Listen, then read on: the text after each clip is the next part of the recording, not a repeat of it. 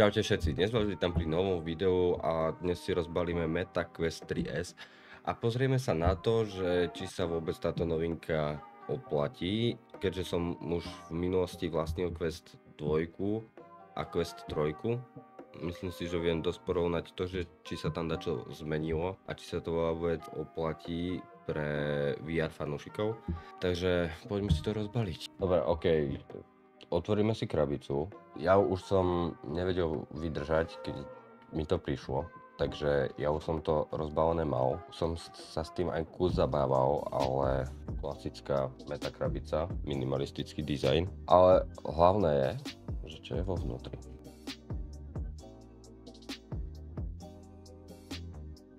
A tu máme headset. Akože dosť sa podobá Quest 3, ale aby ste to videli.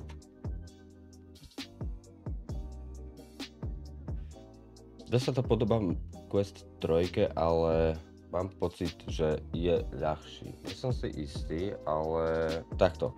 Keď som ho mal na hlave, lebo už som s ním hral, vydržal som v tom dlhšie aj hrať, aj keď som to už mal pripojené na káble. Fakt teraz ide sanitka. Špína. Meta tvrdí, že by mal byť v tom väčší komfort a z môjho pohľadu je tam kus zmena.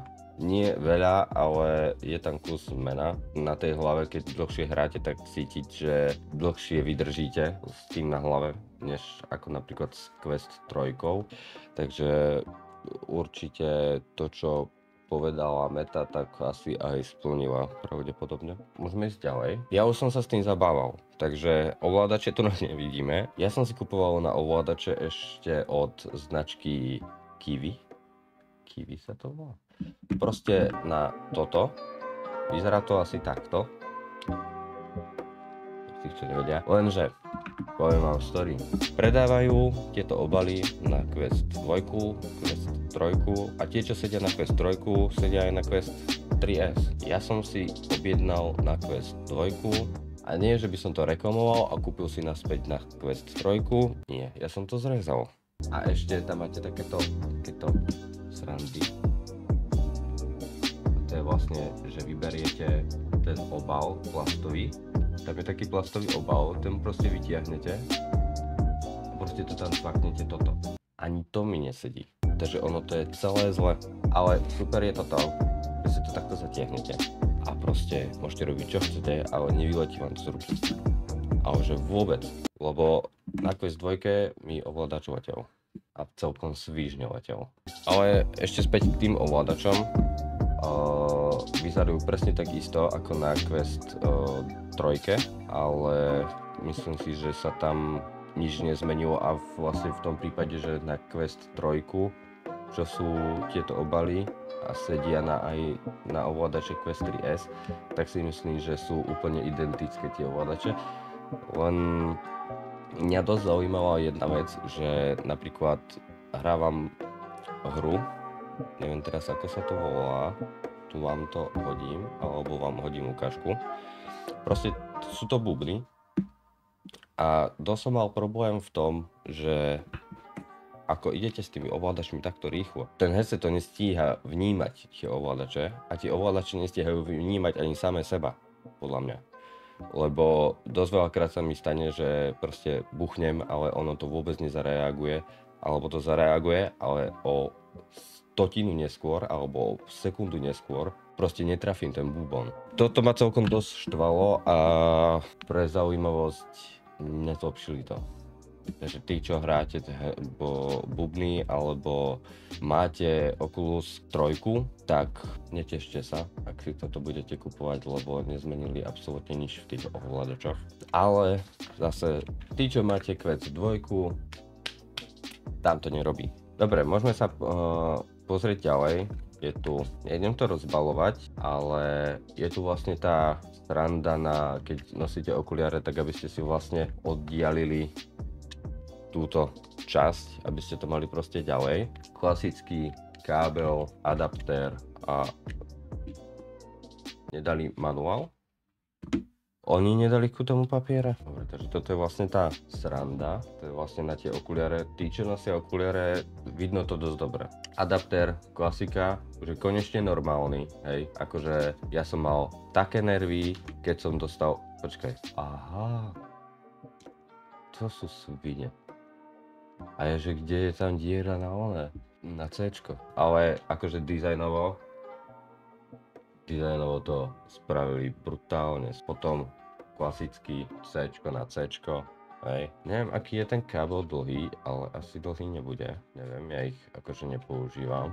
A my sa ideme venovať tomuto. Akože je tam vidno zmeny. Neviem, koľko tých senzorov mala Quest 3, nepamätám si teda ako, ale dizajnovo sa mi asi osobne páči viacej toto. Hej, máme tu repraky z hora, zo spodnej časti.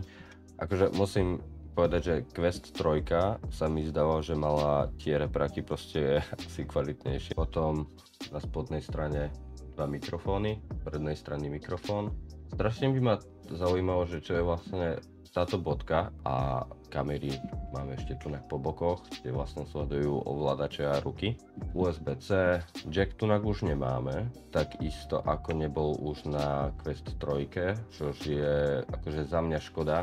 Bral by som, kebyže tam je jack, kábel. Plus minus, tento gombík na Quest 3 a aj 2 bolo proste to, že mali ste to na hlave, že ste proste poklepali a videli ste buď virtuálnu realitu, poklepali ste znova dvakrát a videli ste rozšírenú realitu, hej, že videli ste proste to, čo sa deje okolo vás v reálnom čase, v reálnom svete. A teraz tam prosím pekne pridali gombík. Akože ja som za ten gombík, lebo dakedy sa mi stalo, že aj som poklepal a neprepol sa mi to. A za to, že sem dali gombík, tak akože ja nie som proti. Quest 3S prináša vlastne vylepšený Snapdragon XR2, čo znamená vyšší výkon než na Quest 2 a strašne podobný výkon ako na Quest 3. Nepamätám si teraz presne, že aký tam je procesor, keď tak vám ho senka dám.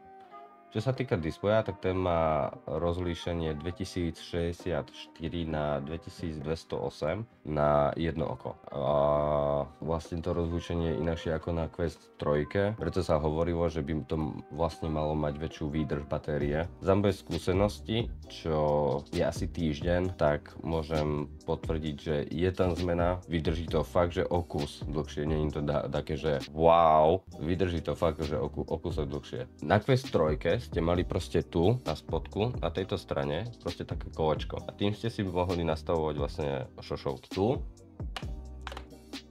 Takže veľa na výber nemáte. No a vrátime sa asi vlastne ku tej hmotnosti. Je ľahší ako Quest 3, ale stáva pevnejší ako Quest 2. To pízabal som si šošovky. Boha, prečo to tak chytám? Čož je vlastne kompromis medzi týmito dvoma headsetmi. Takže vlastne zobrali, za mňa vlastne, oni zobrali vlastne dva headsety. Z každého zobrali dačo. A len to takto...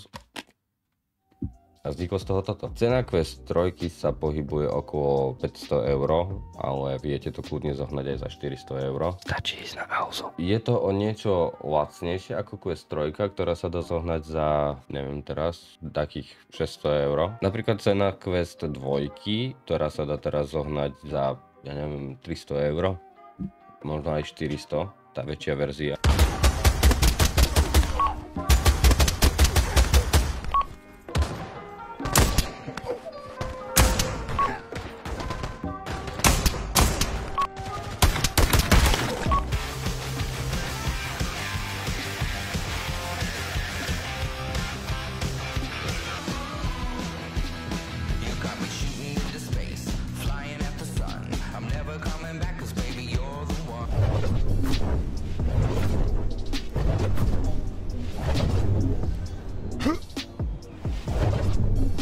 Oj, šípi.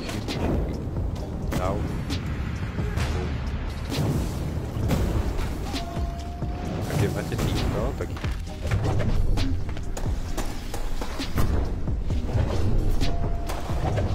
A ja mám teraz otázku. Oplatí sa tento headset? Lebo pri porovnaní tých cien a toho, čo tie headsety dokážu, za mňa aj áno, ale aj nie. A vysvetlím prečo. Táto sranda by mala lepšie zvládať tomu. Ja som z toho, čo som sa dočítal na internete. Lebo to tak nerobí. Trackovanie rúk, to neviem, že či tam aj vôbec je, lebo malo by to tam byť a funguje to ako tak, ale myslím si, že na Quest 3 asi to fungovalo lepšie. Ale ak už máš Quest 3, tak veľké zmeny nečakaj. Každopádne, je to skvelý VR headset a som...